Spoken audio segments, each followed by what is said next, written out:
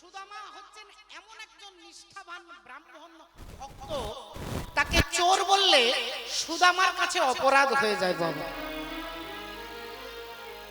যিনি চোর নন তাকে যদি চোর বলা হয় এটা চরমতম অপরাধ। সেই অপরাধটা যাতে তিনি দ্বিতীয়বার না করেন, এই জন্য কীর্তনিয়া দাদা ভাইকে বলছি, তিনি হয়তো বলেছেন, এটা আমি ওনাকে ব্যক্তিগতভাবে বলতে পারতাম, কিন্তু তাতে আপনাদের ভুলটা সংশোধন হতো না। আপনাদের ধারণা থেকে যেত যে সুদামা গুরুর আশ্রমে গিয়ে নাড়ু চুরি করেছেন। এ ঘটনা কোনো গ্রন্থে দেখাতে পারবেন না, কোনো গ্রন্থে নয়। এই হাজার ভক্তের সামনে দাঁড়িয়ে আমি চ্যালেঞ্জ করে বলছি, কোনো গ্রন্থে দেখাতে পারবেন না যে সুদামা তার গুরুর আশ্রমে চুরি করেছেন। 2 নম্বর, গুরুদেব বলছেন, শান্তিপুনি মুনি বলছেন যে তুমি দারিদ্রতা ভোগ করবে, এটাও কোনো গ্রন্থে দেখাতে পারবেন না, কোথাও দেখাতে পারবেন না। তাহলে কি ঘটনাটা ভুল যে সুদামা গরিব?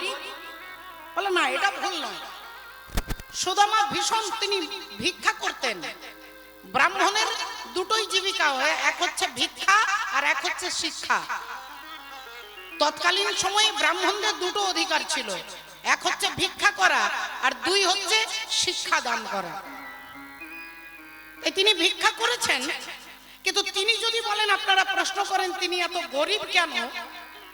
যিনি ভগবানের বন্ধু, ছোটবেলাকার বন্ধু, যার সঙ্গে একসঙ্গে খেলাধুলো করলেন, সেই ভগবানের বন্ধু এত গরিব হলো কেন? এর একটা শাস্ত্রচিত উত্তর শাস্ত্র দিয়েছেন। সুদামা ছিলেন তার গুরুদেবের আশ্রমে, শান্তিপুনি মুনির আশ্রমে, আর সেই আশ্রমের দরজায় আজকে ভিক্ষা করতে আসছেন কে? না ঋষি দুর্বাসা।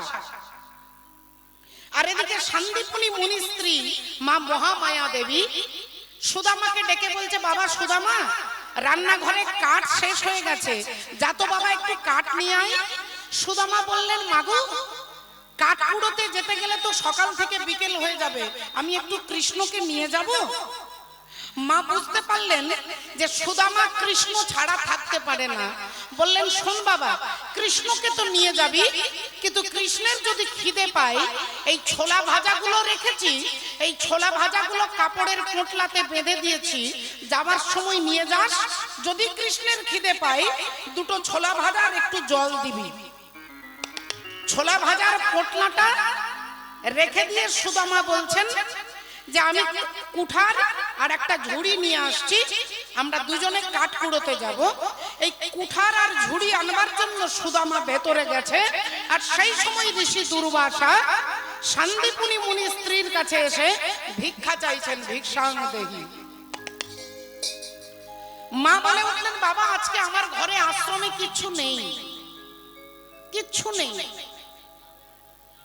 যেই কথা বলেছেন, মায়ের কথা শুনে দুর্বাসা ঋষি বললেন, মা, তোমার আশ্রমে কি 1 মুঠো চাল নেই? বললেন, আপনি বিশ্বাস করুন বাবা, আজ আমার আশ্রমে এখনো পর্যন্ত কিচ্ছু নেই, ছেলেরা ভিক্ষে করে নিয়ে আসবে, তারপরে দেব।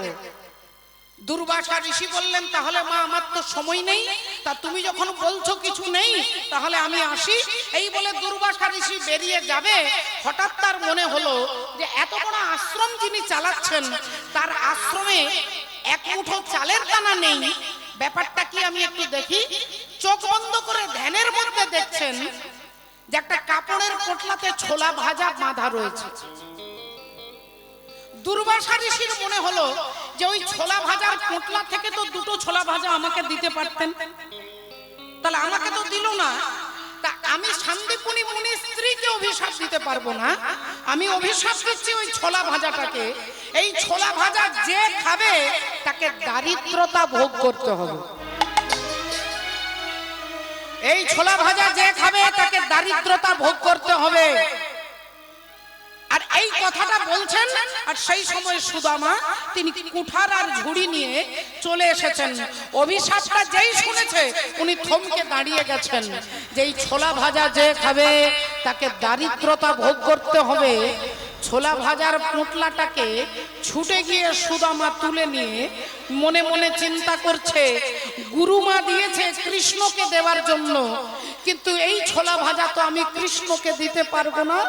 ছোলা ভাজাকে আঁচলে লুকিয়ে রেখে কাঠ কুড়োতে গেছে, আর বারবার চিন্তা করছে, যদি কৃষ্ণ চাই আমি তো ছোলা ভাজা দিতে পারবো না।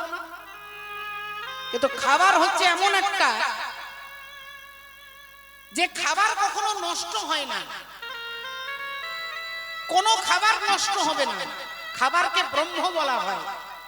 অনং ব্রহ্ম রসং বিষ্ণু ভোক্তা দেব জনার্দন এবং ধাত্বা তথা জ্ঞাতা অন্ন দোষ ন লিপ্যতে।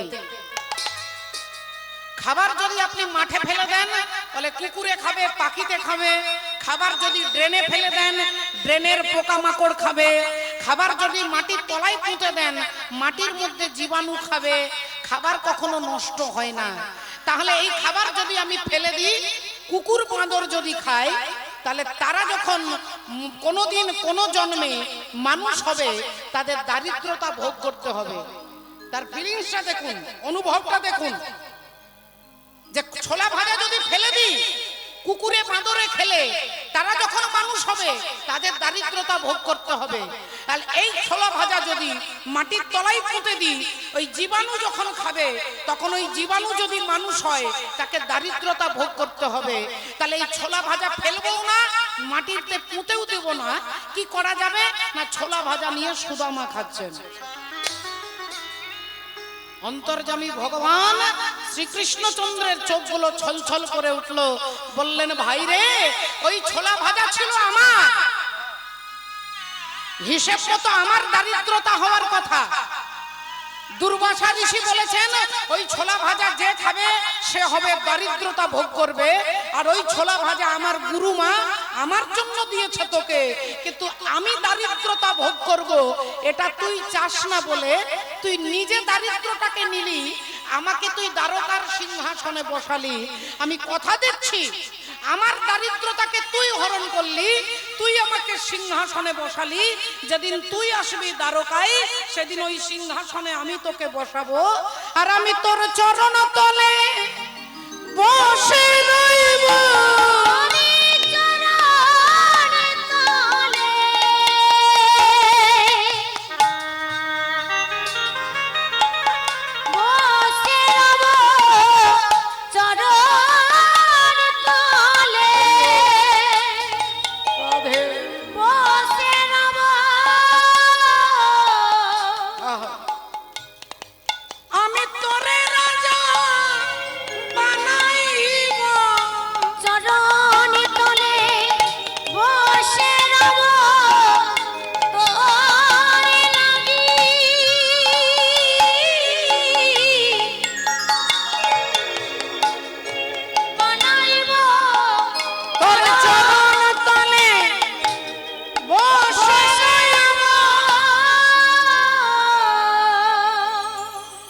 ভগবান বললেন, আমার দারিদ্রতাকে তুই নিলি, যেদিন তুই আসবি সেদিন তোকে সিংহাসনে আমি বসিয়ে তোর চরণ তলায় আমি বসবো।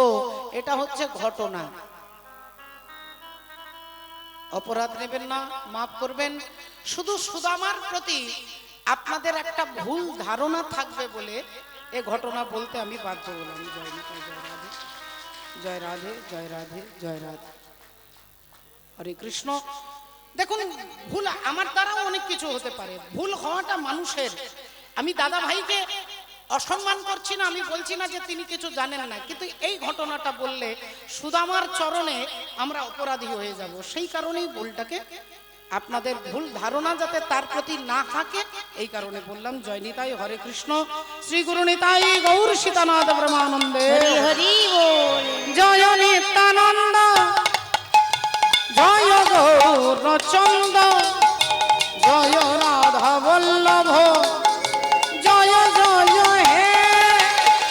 জয় নিত্যানন্দ, জয় গৌরচন্দ্র, জয় রাধা বল্লভ, জয় জয় হে। জয় নিত্যানন্দ, জয় গৌরচন্দ্র, জয় রাধা বল্লভ, জয়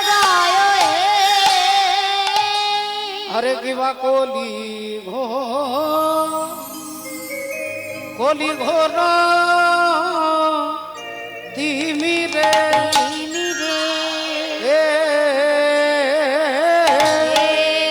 ও হে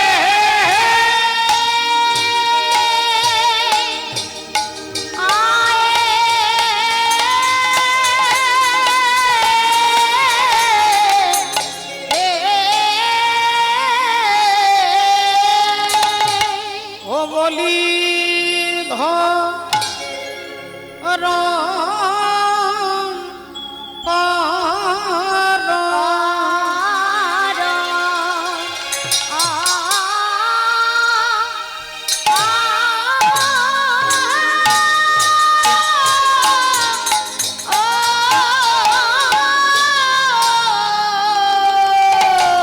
ধরম কর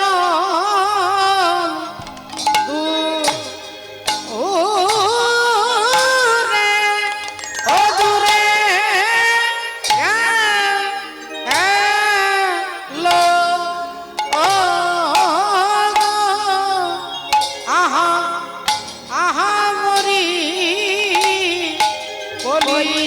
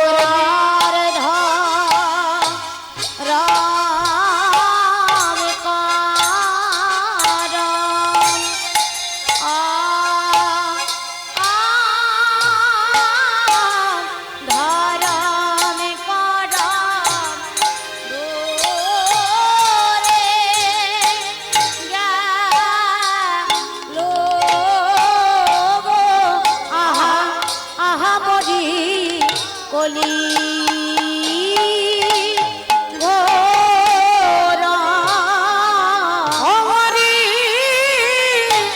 আ আ ও আহা আ ও আহা রে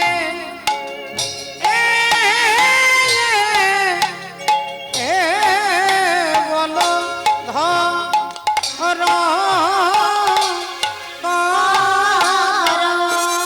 ধরম কদম দূরে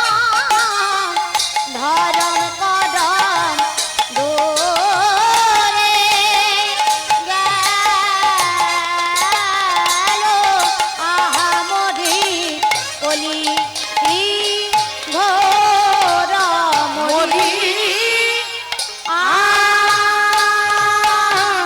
আ ও আহা ও আহা রে গোরার ধরম করম ধরম করম দূরে গেল আহা মরি কলি মরি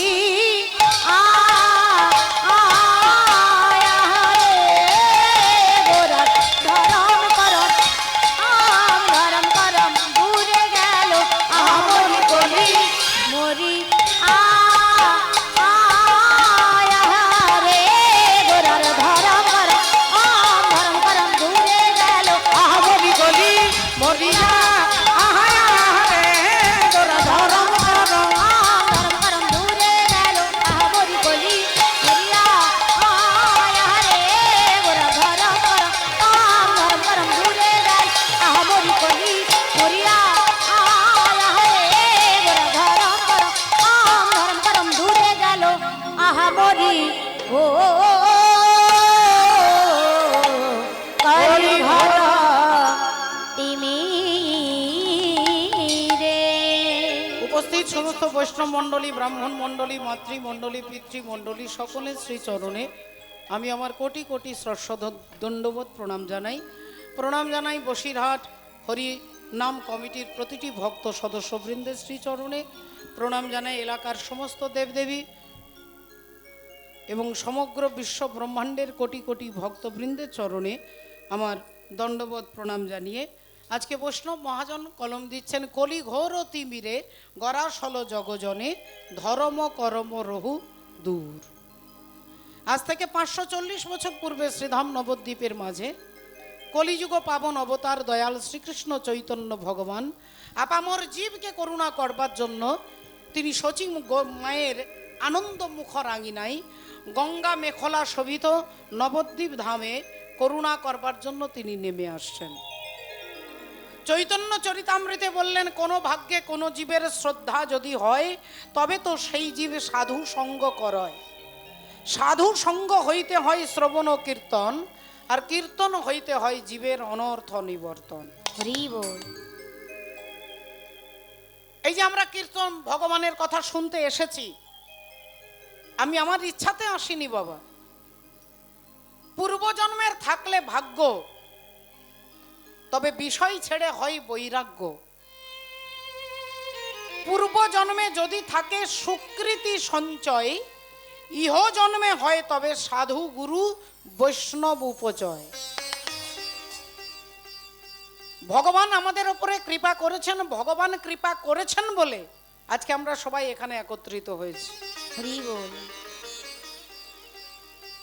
তাই কোনো ভাগ্যে কোনো জীবের শ্রদ্ধা যদি হয় তবে তো সেই জীব সাধু সঙ্গ করে।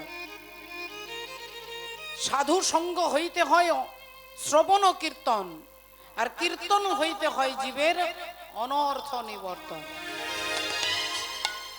ভক্তমণ্ডলী, ভক্তিমতী মায়েরা, একটু ভালো করে চিন্তা করে দেখুন, যে ভগবানের নাম আমরা শুনতে এসেছি সেই ভগবানের নাম শুনলে বলে তাহলে যিনি নাম করে, যিনি নাম অনর্গল জপ করেন, যিনি ভগবানের ভজন করেন, যিনি কীর্তন করেন, বলে তাদের তাহলে দুঃখ থাকে না? বলে বাবা, দুঃখ কারো নেই এমন কোনো মানুষ নেই। যদি কেউ বলে যে আমি সারা জীবন শুধু দিন দেখেছি, আমি রাত্রি দেখিনি, আপনারা কেউ বিশ্বাস করবেন?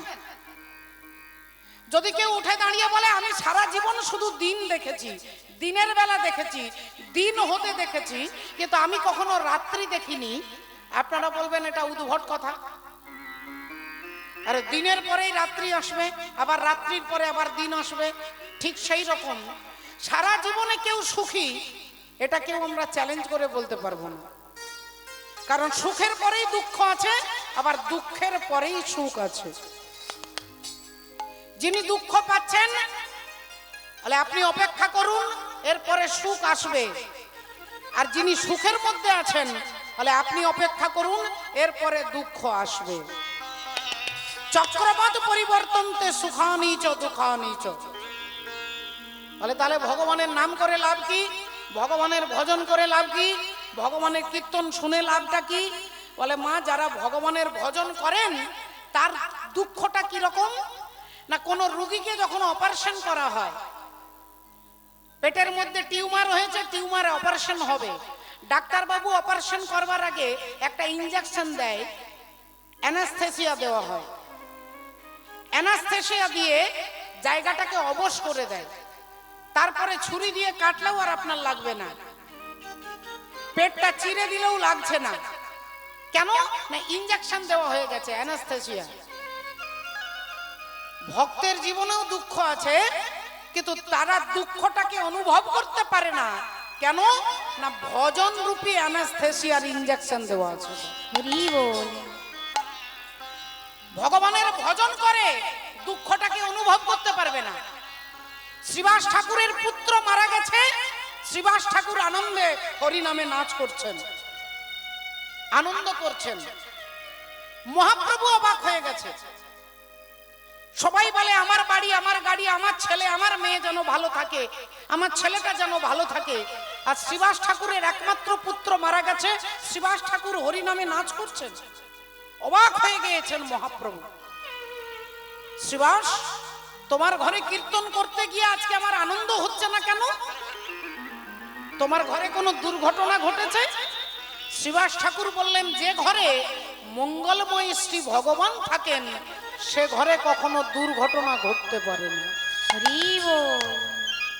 তাহলে কি শ্রীবাস ঠাকুরের পুত্র মারা যাননি? এই জগতে একজন পুত্র যদি চলে যায়, বাবা মার এর থেকে বড় আর দুঃখ জগতে কিছু নাই। তাহলে কি শ্রীবাস ঠাকুর নিষ্ঠুর, শ্রীবাস ঠাকুর নির্মম? বললেন না, তিনি দুঃখটাকে জয় করে ফেলেছে বাবা। ওই যে বললাম অ্যানাস্থেসিয়ার ইনজেকশন দেওয়া আছে। ভক্ত যারা ভজন করেন, যারা ভগবানের নাম জপ করেন, যারা নামে নিজেকে ডুবিয়েছেন, তাদেরকে জিজ্ঞাসা করুন, শত দুঃখের মধ্যেও তারা বলবে আমাদের দুঃখ। পাশের বাড়ির লোক ভাবছে উনি খুব দুঃখী, কিন্তু ওনার মধ্যে দুঃখ নেই বাবা, তিনি আনন্দে বিরাজ করছেন। রাধে রাধে। এই কারণে পদকর্তা কি বলছেন? কলি ঘোর তিমিরে গরাসল জগজনে ধর্ম করম রহুদূর অসাধনে চিন্তামণি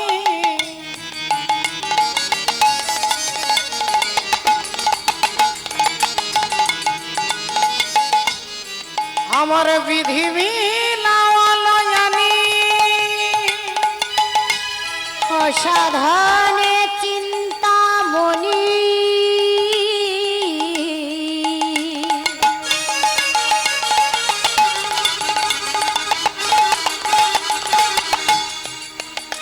আমার বিধি মিলাবলয়ানি ও গোরা বড় দয়ার সাগর আমার গোরা বড় দয়ার সাগর আমার গোরা বড় দয়াল সাগর গোরা বড় দয়াল সাগর আমি এমন দয়াল আর দেখি নাই এমনই দয়াল আর দেখি নাই আমি এমন দয়াল আর দেখি নাই এমনই দয়াল আর দেখি নাই যেজন যেচে সেধে হরি নাম বিলাই এমনই দয়াল আর দেখি নাই যেচে সেরে হরি নাম বিলাল এমনই দয়াল আর দেখি নাই ও গোরা বড় দয়ার সাগর আমার গোরা বড় দয়ার সাগর আমার গোরা বড় দয়াল সাগর গোরা বড় দয়াল সাগর ভক্তিমতী মায়েরা, ভগবানের নাম জপ করো, ভগবানের কথা বলো, ভগবানের এটা করো ওটা করো, সবাই বলে। দুর্যোধনকে ভগবান কৃষ্ণ বলেছিলেন 5টা ভাইকে 5টা গ্রাম দান করতে। দুর্যোধন কি বলেছিলেন আপনারা সকলে জানেন। বললেন ছুঁচের ডগাতে যতটুকু মাটি ধরবে একটা ছুঁচের ডগাতে, বলে সেইটুকু জমি আমি বিনা যুদ্ধে দেব না, সেইটুকু জমি বিনা যুদ্ধে দেব না। চিন্তা করে দেখুন, ভগবান বললেন এটা অন্যায় নয়, তুমি এটা অন্যায় বলছো না। দুর্যোধন বলছেন হ্যাঁ আমি বলছি, আমি জানি আমি যেটা বলছি সেটা অন্যায়, কিন্তু কি করব, ধর্মে আমার প্রবৃত্তি নেই আর অধর্মের প্রতি আমার নিবৃত্তি নেই। আমাদের ভেতরে রাম আছে, আমাদের ভেতরে রাবণ আছে, আমাদের ভেতরেই কৃষ্ণ আছে, আমাদের ভেতরেই কংস আছে। রাম বলছে সত্য কথা বলো, রাম বলছে ধর্ম পথে চলো, রাম বলছে ভোরবেলায় ওঠো, রাম বলছে ভগবানের ভজন করো, রাম বলছে সাধুগুরু ভক্তের প্রতি শ্রদ্ধা রাখো, রাম বলছে সত্যের প্রতি আস্থা রাখো। আর রাবণ বলছে খবরদার, আমার ভেতরের রাবণ বলছে ভোরবেলায় ওঠা যাবে না, সকাল 10টা 11টা বাজলে তবে ঘুম থেকে উঠবে, রাত্রি 2টো পর্যন্ত মোবাইল দেখবে, 2টো বেজে যাক, 2:30টা বেজে যাক, রাত্রিবেলায় মোবাইল দেখবে, সকাল 10টা 11টা বেজে যাক, তারপরে ঘুম থেকে উঠবে। ভেতরে রাবণ বলছে, আপনি কাকে গুরুত্ব দেবেন? আপনি রামকে গুরুত্ব দেবেন না রাবণকে গুরুত্ব দেবেন, এটা আপনার বিচার আর বিবেকের উপরে নির্ভর করে। হরি বল। আপনার বিচার আর বিবেকের উপরে নির্ভর করবে যে আমি কার কথা শুনবো। রাম বলছে ভোরবেলায় উঠতে, রাবণ বলছে সকাল 10টায় উঠতে। যিনি বেশি জাগ্রত আমরা তার কথাই শুনি। তাহলে দুর্যোধনকে দোষ দিয়ে তো লাভ নেই। দুর্যোধন বললেন ধর্মের প্রতি আমার প্রবৃত্তি নেই, আর অধর্মের প্রতি আমার নিবৃত্তি নেই। আমরাও সবাই অনেকে অনেক সময় জানি এটা অন্যায় হচ্ছে, এটা ভুল হচ্ছে, এটা অপরাধ হচ্ছে, কিন্তু আমরা চুপচাপ সেটাকে মেনে নিই। কেন না? ধর্মের প্রতি আমাদের প্রবৃত্তিটা নেই। এই কারণে রাধে রাধে বললেন। তাহলে বিবেককে জাগ্রত করতে গেলে কি দরকার? বিবেককে জাগানোর জন্য দরকার কি না? সাধু সঙ্গ। সাধু সঙ্গ, সাধু সঙ্গ সর্বশাস্ত্রে কয় লবমাত্র সাধু সঙ্গ জীবের সর্বসিদ্ধি হয়। মিলন হবে কত দিনে, ও মিলন হবে কত দিনে,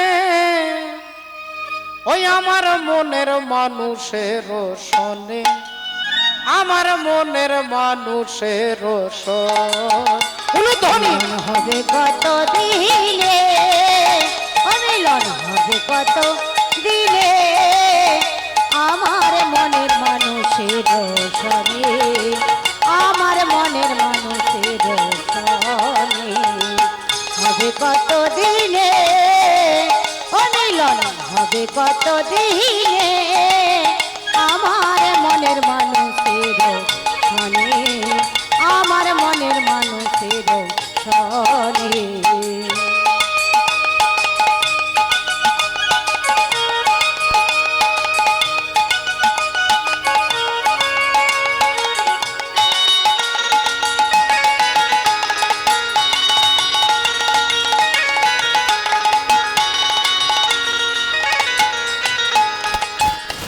তোকে চাই হরে নিশি,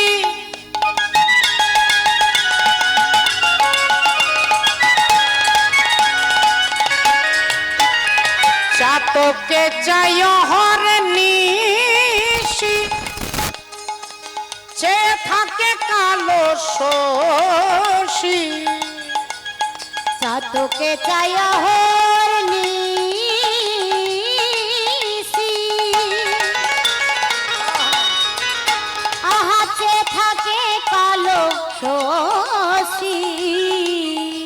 আমি হব বলে চরণ দাসী, আমি হব বলে চরণ দাসী, আমি হব বলে চরণ দাসী, হয় না কপাল গুনে, ওটা হয় না কপাল গুনে, আমার মনের মানুষের শনি, আমার মনের মানুষের শনি, মিলন হবে কত দিনে, মিলন হবে কত দিনে, আমার মনের মানুষের শনি, আমার মনের মানুষের শনি, আমার মনের মানুষের শনি, আমার মনের মানুষের শনি। শ্রদ্ধেয় বাবা ঠাকুর ভক্তিমতী মায়েরা, সাধুকে চিনবেন কি করে? বলে রাবণের রাজসভায় ভক্ত হনুমান এসে দাঁড়িয়েছেন। ভক্ত হনুমান এসে কিভাবে দাঁড়িয়েছে না, হাত জোড় করে দাঁড়িয়েছে, দেখুন হাত জোড় করে। আর রাবণ কিভাবে বসে আছে? সোনার সিংহাসনের ওপরে, একটা পায়ের ওপরে একটা পা তুলে, এই সুন্দর চেহারা, মোটা মোটা গোঁফ, সুঠাম চেহারায় রাবণ বসে আছেন সিংহাসনে। এবারে সেই হনুমান হাত জোড় করে, যার একটা চড় মারলে রাবণ রাজা মারা যাবে। অতুলিত বলধাম অঞ্জনি পুত্র পবন সুত নামা, তার কতগুলো ডিগ্রি আছে। হনুমানের প্রণাম মন্ত্রটা শুনলেই বুঝতে পারবেন। মনোজবম মারুত দুল্য বেগম জিতেন্দ্রিয়ম বুদ্ধি মাতাম বরিষ্ঠম, বুদ্ধিজীবীদের মধ্যে যিনি অগ্রগণ্য তিনি হচ্ছেন হনুমান। পঞ্চতত্ত্বের মধ্যে ক্ষিতি অত তেজ মরুত বোম, এই মরুতের পুত্র হচ্ছেন পবন, পবন দেবের পুত্র হনুমান। তাহলে পঞ্চতত্ত্বের মধ্যে একজন তত্ত্বের ছেলে হচ্ছে হনুমান। তিনি বুদ্ধিজীবীদের মধ্যে অগ্রগণ্য। তার ক্ষমতার কথা বললে একটা চড় মারলে রাবণ রাজা মারা যাবে, সেই রাবণের কাছে হাত জোড় করে দাঁড়িয়েছেন। কেন? এটা বিনম্রতা, এটা ভক্তের বিনম্রতা। ক্ষমতা থাকতে পারে, কিন্তু ক্ষমতা থাকলে যে সব সময় ক্ষমতার অপব্যবহার করতে হবে এটা হনুমান জানেন। তাই হাত জোড় করে বলছেন, লঙ্কার রাজা তো, রাজার কাছে হাত জোড় করে বলছে, বাবা রাবণ, তোমার জীবনের অনেক বেলা চলে গেছে, কিন্তু এখনো অনেক বেলা বাকি আছে। যদি নিজের ভালো চাও তাহলে নিজেকে ভগবানের চরণে নিবেদন করো, নিজেকে ভগবত চরণে নিবেদন করো। এ কথা যেই বলেছে রাবণ বলে উঠলেন, কে রে তুই? হ্যাঁ, আমাকে জ্ঞান দিচ্ছিস তুই? আজ পর্যন্ত এ কথা আমার সামনে দাঁড়িয়ে কেউ বলতে পারে না। কত রাজা মহারাজা দেবতা গন্ধর্ব কিন্নর আমার কাছে দাঁড়িয়ে কেউ এ কথা বলতে পারে না। হনুমান বললেন, বাবা রাবণ, জগতে দু রকমের ক্যামেরা আছে। একটা ক্যামেরায় বাইরেটাকে দেখা যায়, যে ক্যামেরাগুলো বসা আছে এখানে। যেসব ভাইয়েরা ইউটিউব চ্যানেলে এসেছেন, এই ভাইয়েরা যে ক্যামেরাগুলো বসিয়ে রেখেছে, এটা আমার বাইরের আবরণটাকে দেখাবে। আমি কি কাপড় পরেছি, কিভাবে চুল বেঁধেছি, কিভাবে দাঁড়িয়েছি, কিভাবে হাত নাড়ছি, এই ক্যামেরাগুলো আমার বাইরেটা দেখাবে। কিন্তু আরেক প্রকার ক্যামেরা আছে যে বাইরেটা নয়, যে আমার ভেতরটা দেখবে। সেই ক্যামেরাটা কি? এটা ডাক্তারখানায় দেখতে পাবেন, ডাক্তারখানাতে কোনো প্যাথোলজিতেও দেখতে পাবেন, যেখানে দেখবেন এক্স রে মেশিন আছে। এক্স রে মেশিন, কারো হাত ভেঙে গেছে, ওই মেশিনে ছবি তোলা হয়। সে কিন্তু দেখবে না যে আপনি কি রঙের কাপড় পরে আছেন, কিভাবে সেজেছেন, কিভাবে চুল বেঁধেছেন, কি স্টাইলে দাঁড়িয়ে আছেন। ওই ক্যামেরা কিন্তু আপনার বাইরেটা দেখবে না, দেখবে কত নাম্বার হাড়টা ভেঙে গেছে না মচকে গেছে, পায়ের কোনখানটা ফেটে গেছে। এটা দেখবার জন্য ওই মেশিন বসানো আছে, যে আপনার ভেতরটা দেখবে। তাই হে রাজা রাবণ দশানন, আজ পর্যন্ত আপনার সঙ্গে যার যার দেখা হয়েছে তারা হচ্ছে সব বাইরের ক্যামেরা, আপনার বাইরেটা দেখেছে। কিন্তু আমি হলাম সেই এক্স-রে মেশিন, যিনি আপনার ভবিষ্যৎটা দেখে বলছি। যদি নিজের ভালো চান তাহলে নিজেকে রামের চরণে নিবেদন করুন। রাবণ চিৎকার করে বলে উঠলেন, এই কে আছিস? এ বেটার অঙ্গ ভঙ্গ করে দে, অঙ্গ ভঙ্গ করে দে। অঙ্গ মানে শরীর, ভঙ্গ মানে ভাঙা। তার মানে রাবণ আদেশ দিচ্ছে, ওর হাত ভেঙে দে, নইলে পা ভেঙে দে, নইলে কোমর ভেঙে দে, নইলে ঘাড় ভেঙে দে। আদেশ করছে অঙ্গ ভঙ্গ কর। আর রাবণের কর্মচারীরাও ছুটছে অঙ্গ ভঙ্গ করতে। এমন সময় ভক্ত হনুমান, দেখুন তার কত বুদ্ধি, সঙ্গে সঙ্গে দেখছে যখন সব ছুটে আসছে, হনুমান তখন নিজের লেজটাকে ধরে আর রাবণকে দেখিয়ে দেখিয়ে ঘোরাচ্ছে।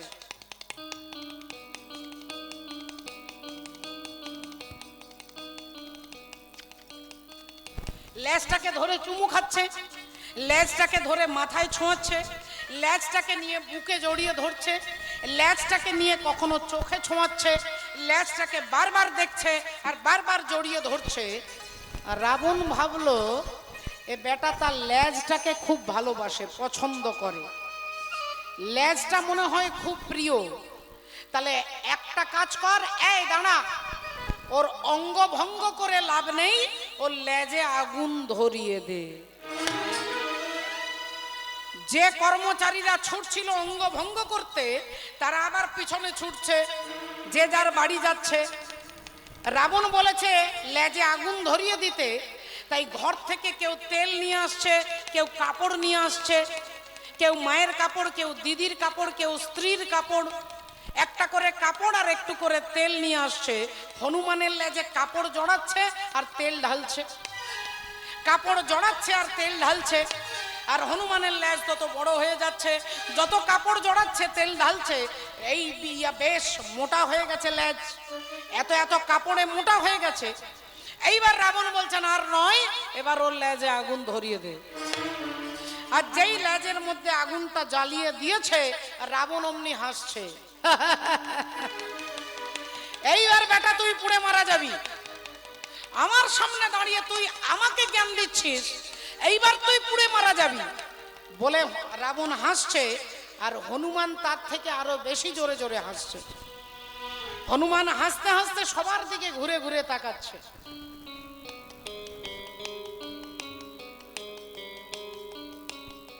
লেজ এদিকে দাউ দাউ করে জ্বলছে, হনুমান চারিদিকে তাকাচ্ছে।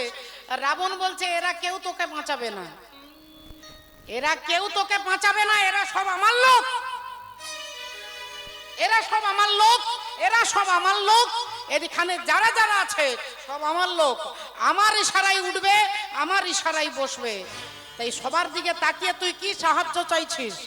হনুমান বললেন না, আমি সাহায্য চাইছি না, আমি দেখলাম যে যারা যারা চাঁদা দিয়েছে তাদেরকে প্রসাদ দিতে হবে, যারা যারা চাঁদা দিয়েছে তাদেরকে প্রসাদ দিতে হবে আর কি। তাই যার যার বাড়ি থেকে তেল আর কাপড় এসেছে তার তার ঘরে একটু একটু করে আগুন দিয়ে যাব আর কি। যার যার বাড়ি থেকে কাপড় এসেছে, তেল এসেছে, তার তার বাড়িতে একটু একটু করে আগুন দিয়ে যাব। তাই দেখে নিচ্ছি কারা চাঁদা দিয়েছে আর কারা চাঁদা দেয়নি। দেখলাম একজন চাঁদা দেয়নি, বাকি সবাই চাঁদা দিয়েছে। আর সেই একজন হচ্ছে কি না, ভক্ত বিভীষণ। হরি বল। বিভীষণের ঘরে আগুন জ্বললো না, বাকি সব ঘরে আগুন জ্বললো। ভালো করে ভেবে দেখুন তো বাবা, সেই আগুনটা আমাদের ঘরেও জ্বলেছে, আমাদের ঘরেও আগুন জ্বলছে। কিসের আগুন? বলে হিংসার আগুন। কেন জ্বলছে? বিভীষণের ঘরে আগুন জ্বললো না, বাকি গোটা লঙ্কা পুড়ে গেল, আগুন ধরে গেল। বিভীষণের ঘরে আগুনটা জ্বললো না কেন? না, এরা সবাই বলে আমার ঘর, আমরা বলি আমার ঘর, আমার বাড়ি, আমার ছেলে, আমার গাড়ি, আমার জমি। আর বিভীষণ ঘরের মধ্যে কি লিখে রেখেছে না, ভগবানের ঘর, রাম লেখা আছে। জয় শ্রীরাম, জয় শ্রী মা সীতা, জয় জানকী পতি, সব ভগবানের নাম লেখা আছে। তাহলে বিভীষণ জানে এ ঘর আমার ঘর নয়, তোমার ঘর। আর আমরা জানি আমার ঘর, তাই যিনি মনে করবেন আমার ঘর, তার ঘরে অশান্তির আগুন জ্বলবে বাবা। যিনি মনে করেন আমার ছেলে, আমার বাড়ি, আমার গাড়ি, তার ঘরে অশান্তির আগুন জ্বলবে। আর যিনি মনে করবেন এ ঘর আমার নয়, এ ছেলে আমার নয়, তুমি কৃপা করে দিয়েছো তাই তোমার সন্তান, যিনি মনে করবেন তাহলে তার ঘরে কখনো অশান্তির আগুন জ্বলবে না। হরি হরি বল।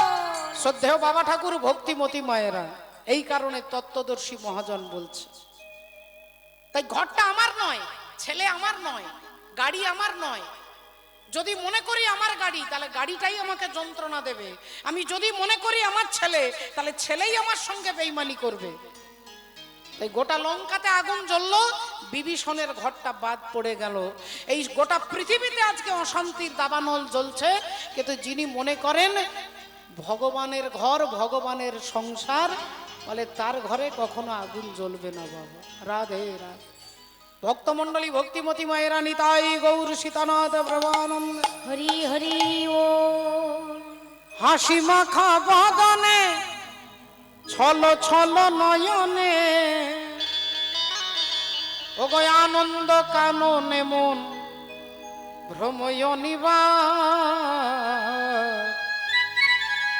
একবার হরি বল, হরি বল মনে রে আমার, হরি একবার হরি বলো, হরি বলো মনে রে আমার, একবার হরি বলো, হরি বলো মনে রে আমার, একবার হরি বলো, হরি বলো মনে রে আমার। হাসি মাখা বদনে,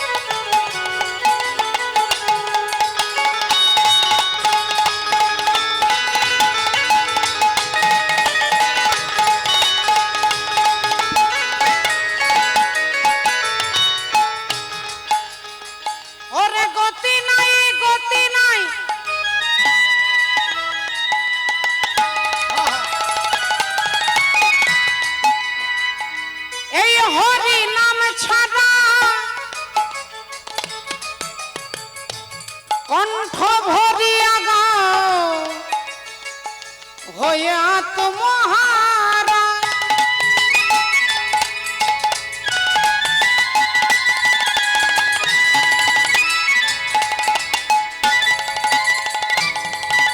আহা গতি নাই গতি নাই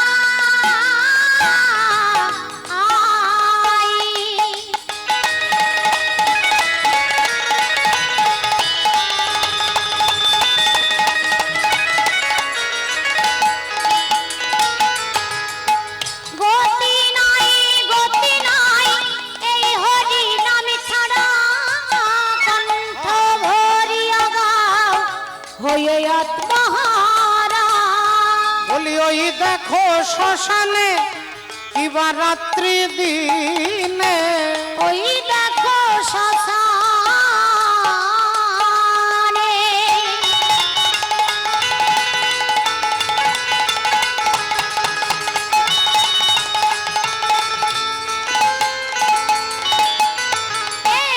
ওই দেখো শ্মশানে শিবরাত্রি দিনে ওগো পুড়িতেছে মানুষের কত অহংকার। হরি বলো মনে রে আমার একবার হরি বলো মনে রে আমার একবার হরি বলো মনে রে আমার একবার হরি বলো ও মনে রে আমার। জয় নিতাই, জয় রাধে।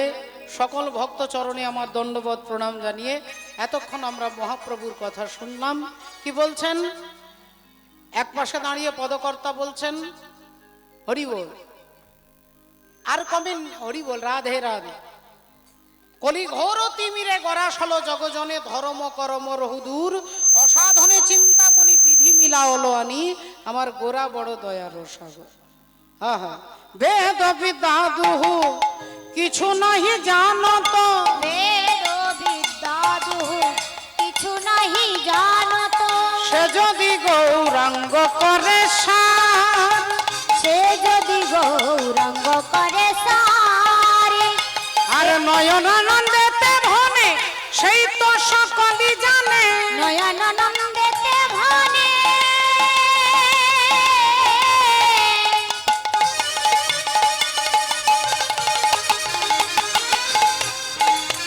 আমার গোরা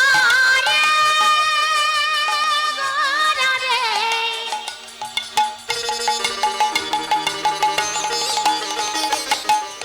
আমার গোরা রে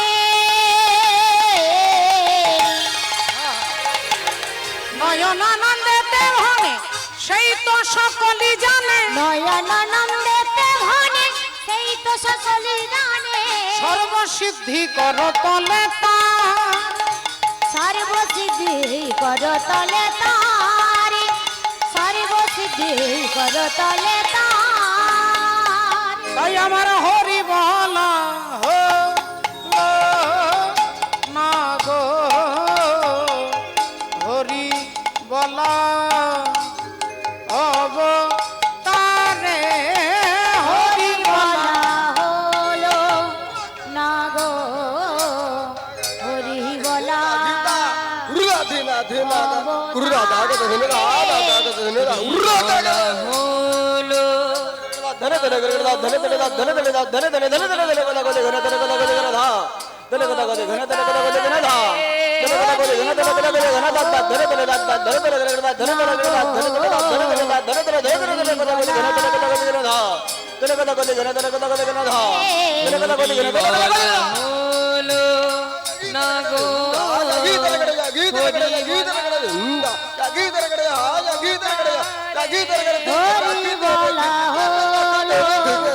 না গো হরি বলা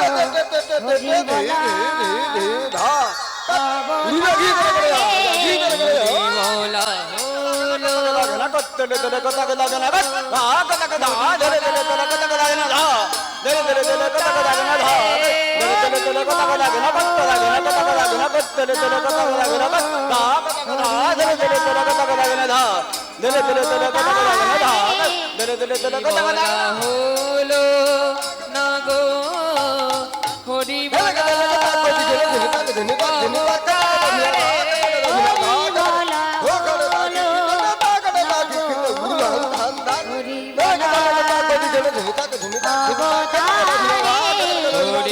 বলা হলো না গো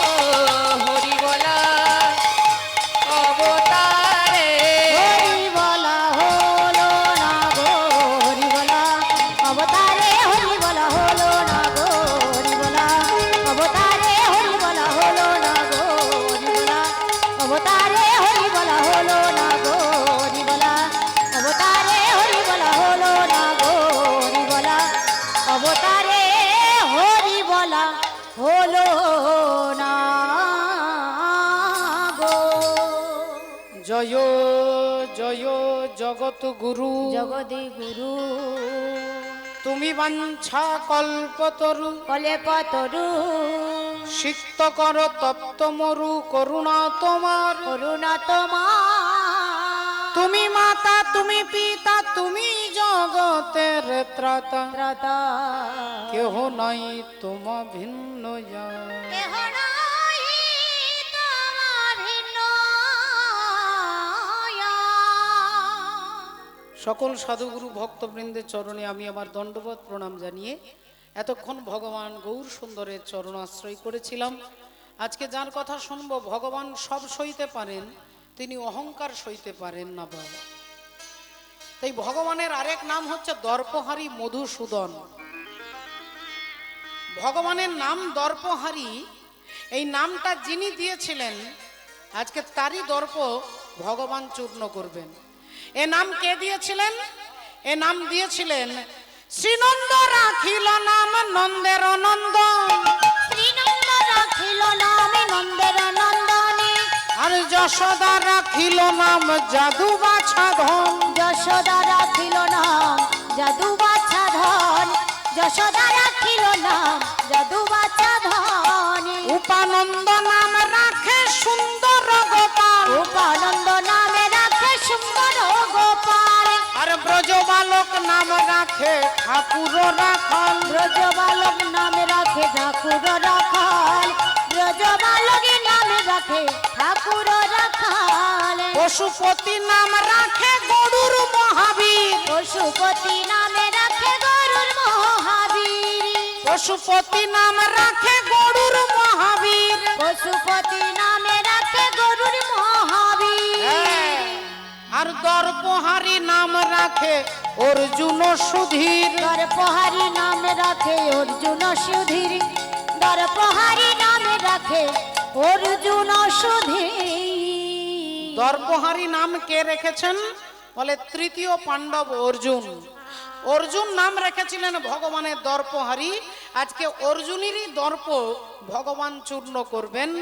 কেন হলো অর্জুনের অহংকার, কিভাবে তা চূর্ণ করবেন তার তত্ত্ব তথ্য ইতিহাস আমরা মহাভারতকে সামনে রেখে আজকে দেখব। মহাভারতে যার উল্লেখ আছে সেই তৃতীয় পাণ্ডব অর্জুনের দর্প তিনি চূর্ণ করবেন। এর তত্ত্ব তথ্য ইতিহাস আমরা জানতে গেলে এই মুহূর্তে চলে যাব আজকে ভগবান শ্রী গোবিন্দের কাছে। ভগবান মনে মনে চিন্তা করলেন যে হস্তিনাপুরের সমস্ত দায়িত্ব আমি শেষ করেছি, এবার পঞ্চপাণ্ডব যুদ্ধে জিতে গেছে, কুরুক্ষেত্রের যুদ্ধ শেষ হয়ে গেছে, যুধিষ্ঠির দাদা রাজা হয়েছে, মা কুন্তী দেবী হয়েছেন রাজমাতা। তাহলে আজকে এদের কোনো অভাব নেই, থাকার অভাব নেই, পড়ার অভাব নেই, খাবার অভাব নেই। তাহলে এখানে দায়িত্ব আমি শেষ করেছি, এইবার আমি চলে যাব দ্বারকায়।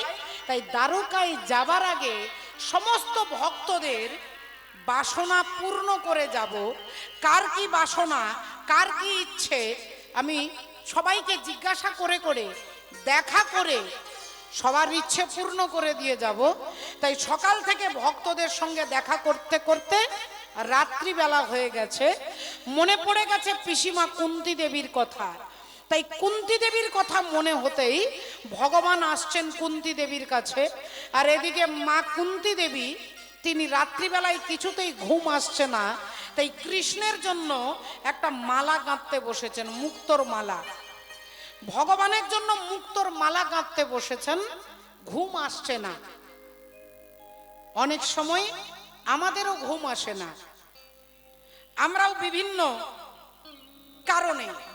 কারণে দেখবেন অনেক সময় ঘুম আসছে না। এপাশ ওপাশ কত কিছু করছি কিন্তু ঘুম আসছে না। এবার অনেক মায়েরা কি করেন, ভাবেন ঘুম যখন আসছে না, এক কাজ করি, মোবাইলে একটা ভাগবত পাঠ চালিয়ে দিই, ভাগবত শুনতে শুনতে যদি ঘুম আসে ভালো, না এলে তো ভাগবত তো শোনা হবে। অনেকে ভাবেন একটা কীর্তন চালিয়ে দিই, কীর্তন শুনি। অনেকে ভাবেন, অনেক মানুষ, কেউ ভাবেন বাইরে একটু বেরিয়ে আসি, কেউ ভাবেন দুটো আড্ডা দিয়ে আসি যদি ঘুম ধরে। বিভিন্নভাবে আমরা আমাদের বিচার অনুযায়ী কাজ করি। তাই কুন্তী দেবী ভাবছে যখন ঘুম আসছে না, কৃষ্ণের জন্য একটা মালা গাঁথতে বসেছে। মুক্তোর মালা সুতো দিয়ে গাঁথছেন, আর এদিকে ভগবান এসে দরজার পাশে দাঁড়িয়ে চিৎকার করে ডাকছেন, পিসিমা, ও পিসিমা। যেই পিসিমা বলে ডেকেছেন, ছুটে গিয়ে কুন্তী দেবী দরজাটা খুলেছে। আয় আয় বাবা আয়।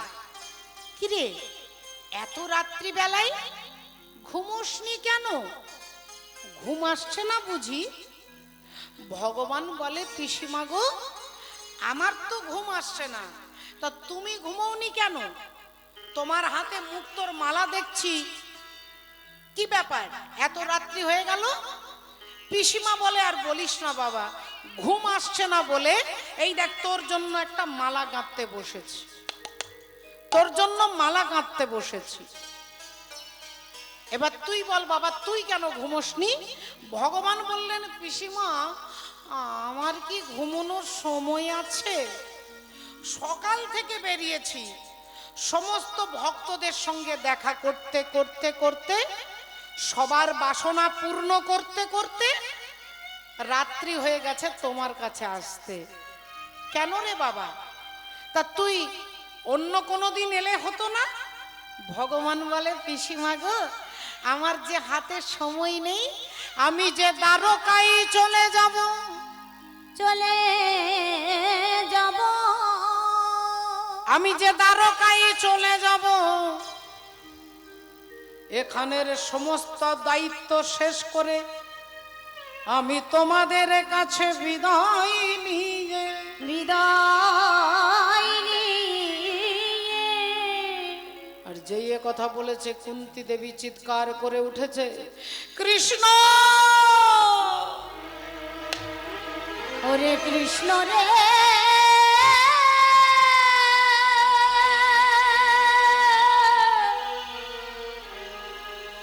না না এ হতে পারে না,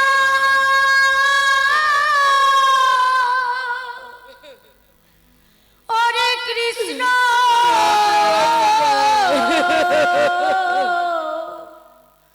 কৃষ্ণ রে। তুই কি বলছিস বাবা? তুই দ্বারকায় চলে যাবি? ভগবান বলে, এই দেখো পিসিমা, তুমি ভেঙে পড়লে। আচ্ছা বলো, তুমি বলো পিসিমা, তোমাদের জীবনে যতদিন দুঃখ ছিল, অভাব ছিল, যন্ত্রণা ছিল, আমি তোমাদের পাশে ছিলাম? তাহলে আজকে তোমার ছেলে যুধিষ্ঠির রাজা হয়েছে, তুমি রাজমাতা হয়েছো, আজ তো তোমাদের কোনো অভাব নেই। তাহলে পিসিমা, এবার আমাকে দ্বারকায় গিয়ে দ্বারকার কর্তব্য করতে হবে। পিসিমা কুন্তী দেবী বললেন, তাহলে তুই আজকে এক্ষুনি আমার কাছে কেন এসেছিস? পিসিমা, তুমি আজকে আমার কাছে যা চাইবে তোমাকে তাই দেব। আই দেব। হ্যাঁ, হরিবল। ভক্তচরণের নিবেদন, যাদের কাছে মালসা ভোগের স্লিপ রয়েছে আপনারা অবশ্যই অফিস ঘরে নিয়ে চলে আসুন, কারণ আমাদের ওতে টাইম দেওয়া ছিল 7টা পর্যন্ত, টাইম ওভার হয়ে গেছে। এখনও আমরা অফিস ঘরে আছি, আপনারা নিয়ে আসুন। 8টা সাড়ে 8টা পর্যন্ত দেখে কিন্তু আমরা মালসা বিতরণ করে দেব। জয় রাধে। শুনেছেন, যাদের কাছে মালসার কুপন আছে আপনারা নিয়ে যাবেন জয় নিতাই। তাই পিসিমা বললেন, কৃষ্ণ রে তুই আমার কাছে কেন এসেছিস? ভগবান বললেন, আজকে তুমি যা চাইবে তোমাকে তাই দেব। কুন্তী দেবী বললেন, আমি যা চাইবো তুই তাই দিবি বাবা? ভগবান বললেন, তোমার চাইতে দেরি হবে কিন্তু আমার দিতে দেরি হবে না। বলো তুমি কি চাও?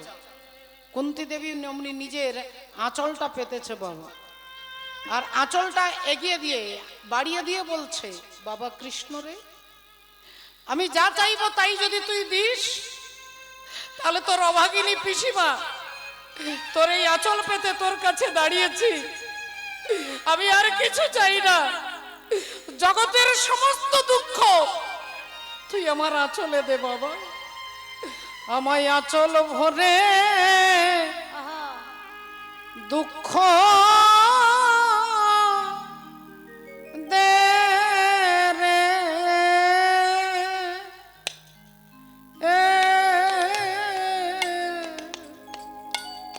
আমায় আঁচলে ভরে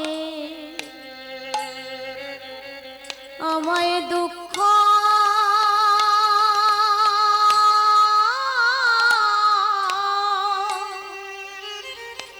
দুঃখ দে রে।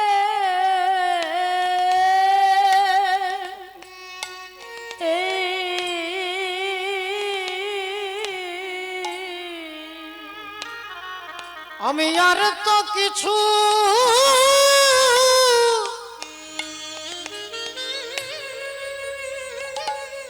কিছু চাই না কৃষ্ণ,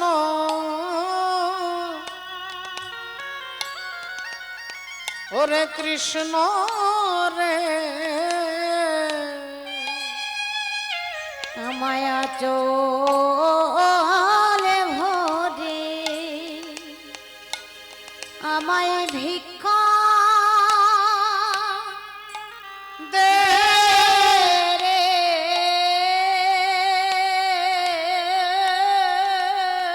ভগবান বলে উঠলেন, পিসিমা আমি আর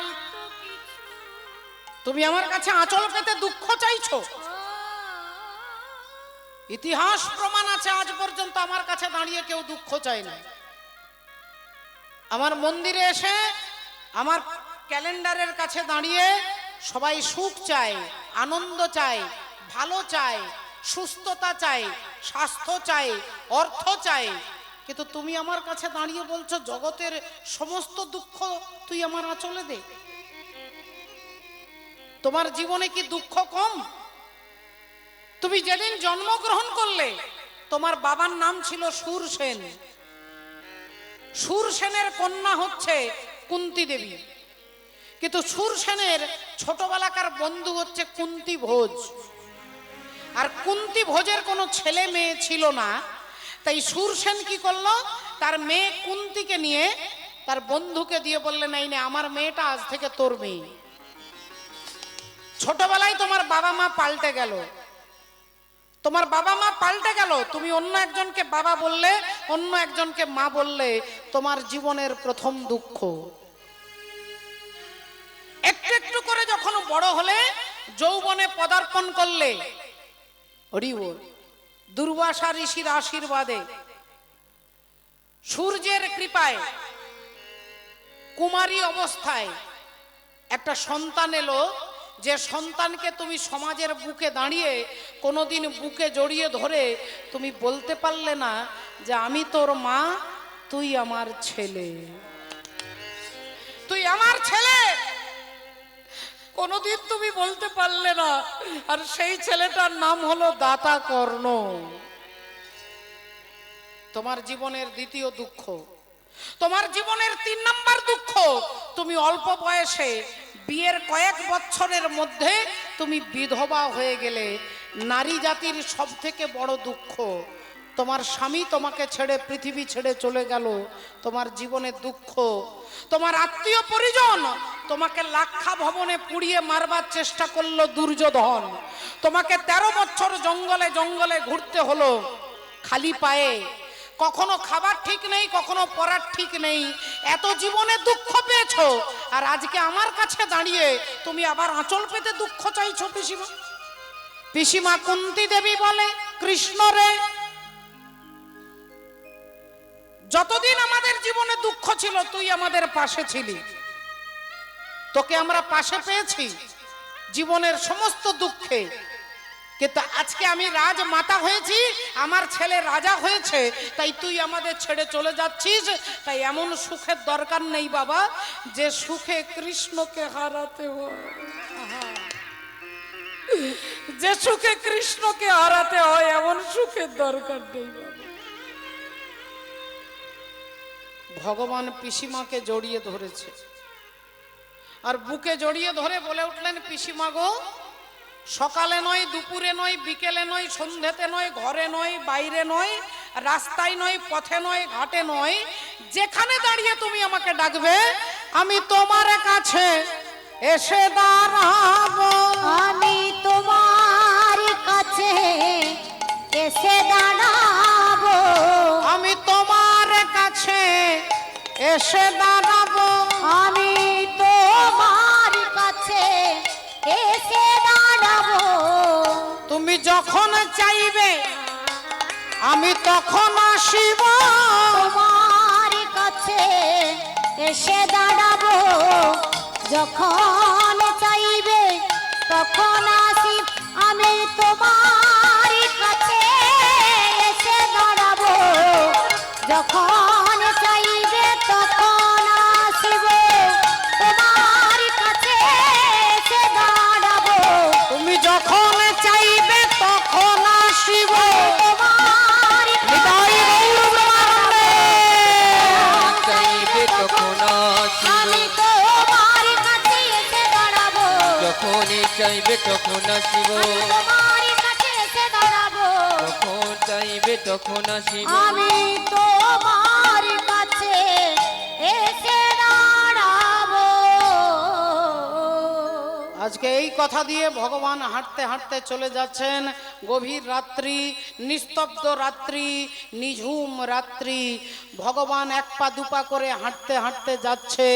হঠাৎ শুনতে পেলেন একটা বাড়ি থেকে কান্নার শব্দ ভেসে আসছে। কান্নার শব্দ, চিৎকার করে কে একজন কাঁদছেন। ভগবান ওই কান্নার শব্দ শুনে একটু একটু একটু করে এগিয়ে যাচ্ছেন। দেখছেন এই বাড়িটা থেকে কান্না ভেসে আসছে। বাড়ির মধ্যে দরজাটা হালকা করে খোলা আছে। ভগবান পাশ দিয়ে উঁকি দিয়ে দেখছেন একজন মা, তিনি চিৎকার করে কাঁদছে, দু হাত দিয়ে নিজের চুলের মাথার চুলগুলোকে ছিঁড়ছেন, দু হাত দিয়ে চুলগুলোকে ছিঁড়ছেন, চিৎকার করে ছেলেদের নাম ধরে ডাকছে, ওরে দুর্যোধন, ওরে দুর্যোধন, ওরে দুঃশাসন, ওরে দুঃশাসন রে, ফিরে আয় বাবা, ফিরে ফিরে আয়, আয়, ফিরে আয়, ফিরে আয়। ফিরে আয়।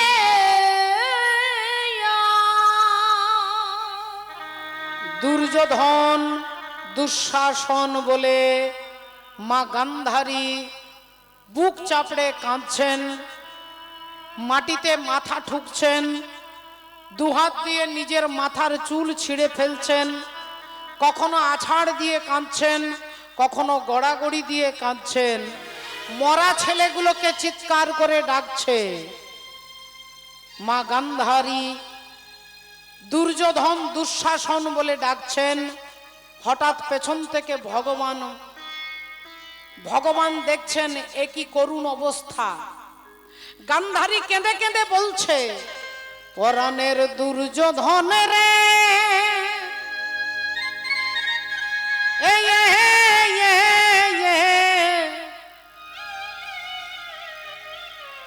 ওই আমি কোন বা দেশে যাব তোর লাগিয়া রে।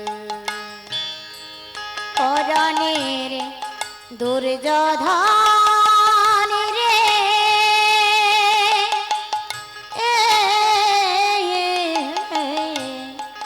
কোন বাদেশে যাব তোর লাগিয়া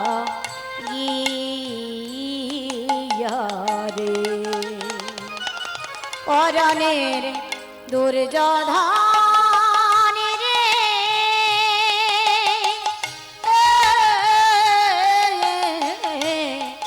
কোন বাদেশে যাব তোর লাগিয়া রে বলি আমার দেহে আর প্রাণ রবে না রে, ওই আমার দেহে আর প্রাণ রবে না রে, কোন বাদেশে যাব তোর লাগিয়া রে। পরনের দুর্যোধন ওরে দুর্যোধন ফিরে আয় বাবা, একবার ফিরে আয়। বাদেশে যাব তোর লাগিয়া রে। ওরে বনের আগুন, বনে যদি আগুন লেগে যায় সবাই দেখতে পায়, বনের আগুন সবাই দেখতে পায়, কিন্তু আমার মনে যে আগুন লেগেছে এই আগুন কেউ দেখতে পায় না বাবা, কেউ দেখতে পায় না। তাই বনের আগুন সবাই দেখে, মনের আগুন দেখে না। আর যে ফুল শুকায়ে গেছে কেউ মনে রাখে না রে, মনে রাখে না। ওরে বনের আগুন সবাই দেখে, মনের আগুন দেখে না। যে ফুল শুকায়ে গেছে কেউ মনে রাখে না, মনে রাখে না। ওই আমার দেহে আর প্রাণ রবে না রে, ওই আমার দেহে আর ওরে খোকা রে, ওরে দুর্যোধন ফিরে আয় বাবা। আর ফিরে আয়, ফিরে আয়। আমার মামলা পাখি, পাখি রে, আরে বাড়ি ফিরে আয়, ফিরে আয়। আমার দেহে আর প্রাণ রবে না রে, কোন বাদেশে যাব তোর লাগিয়া রে। পরাণের দুর্যোধন রে,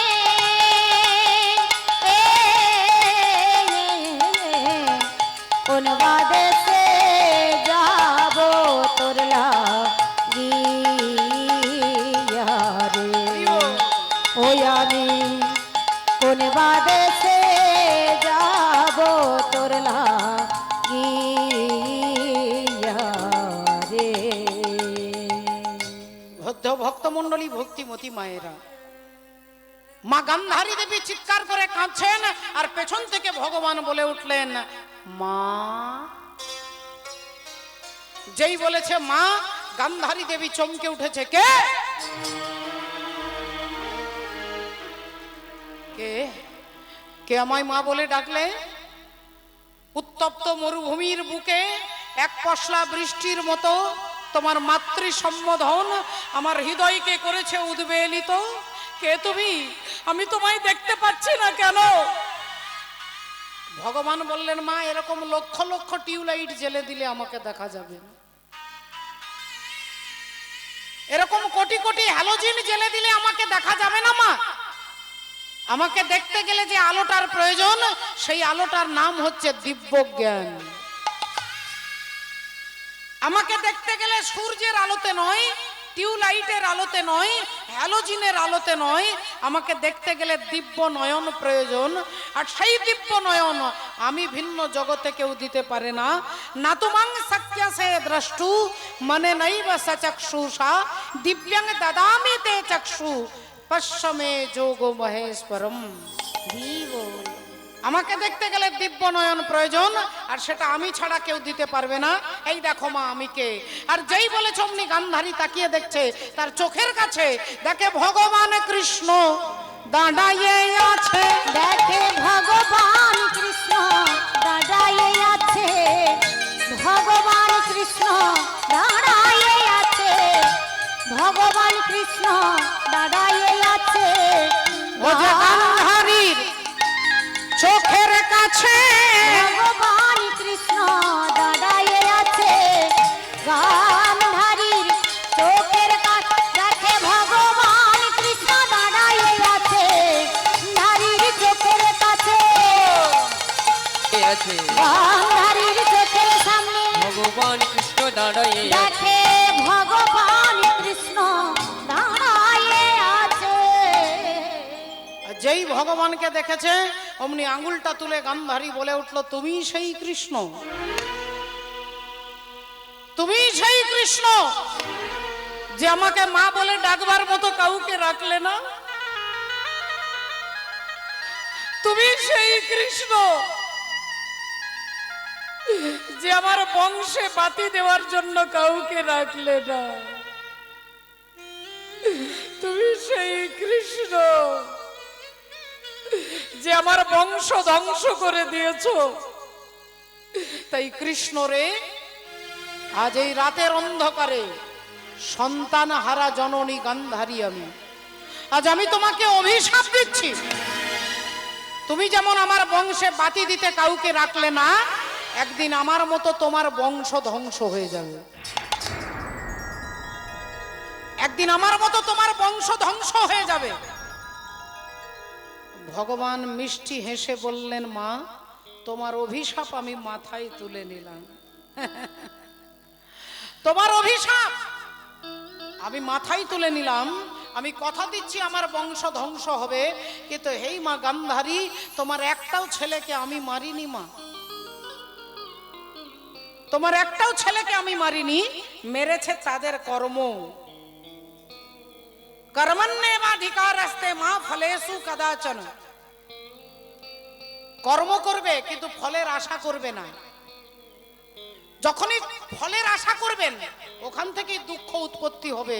5000 বছর আগে কুরুক্ষেত্রের মাঠে দাঁড়িয়ে ভগবান অর্জুনের মধ্য থেকে সমগ্র জগৎকে বার্তা দিচ্ছেন যে ফল আশা করবে না। গাছ লাগানোর দায়িত্ব তোমার, গাছ লাগানোর কর্তব্য তোমার, কিন্তু ফল ধরবে আর আমি ফল খাবো, এই আশাটা যখনই করবে এখান থেকেই দুঃখ উৎপত্তি হবে। হরি বল। দুই ব্রাহ্মণ এক জমিদার বাড়ি থেকে পুজো করে, সরস্বতীর পুজো করে বাড়ি যাচ্ছে। তাই ব্রাহ্মণ দুজনের পুজো হয়ে গেছে, দুজনে সাইকেলে করে বাড়ি যাচ্ছেন। এদিক থেকে একজন মাস্টার মশাই আসছেন। দুজন ব্রাহ্মণকে দেখে সাইকেল দাঁড় করিয়ে হাত জোড় করে নমস্কার করে দুই ব্রাহ্মণের মুখের দিকে তাকিয়ে তিনি অবাক হয়ে বললেন, কি ব্যাপার, আপনারা কোথায় গিয়েছিলেন? বলে, জমিদার বাড়িতে পুজো করতে গিয়েছিলাম। তা আপনারা দুজন কি একটাই বাড়িতে পুজো করতে গেছেন? বলে, হ্যাঁ।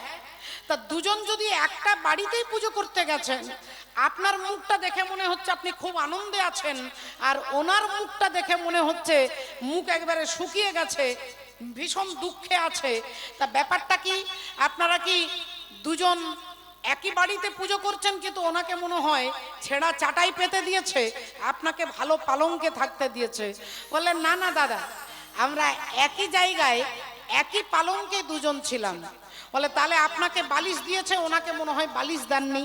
বললেন না না, আমাদের দুজনকেই নরম নরম বালিশ দিয়েছে। বললো তাহলে আপনাকে লুচি খেতে দিয়েছে, ওনাকে রুটি খেতে দিয়েছে। আগে না, আমাদের দুজনকেই লুচি খেতে দিয়েছে। বলে তাহলে আপনাকে দুটো রসগোল্লা বেশি দিয়েছে, ওনাকে কম দিয়েছে।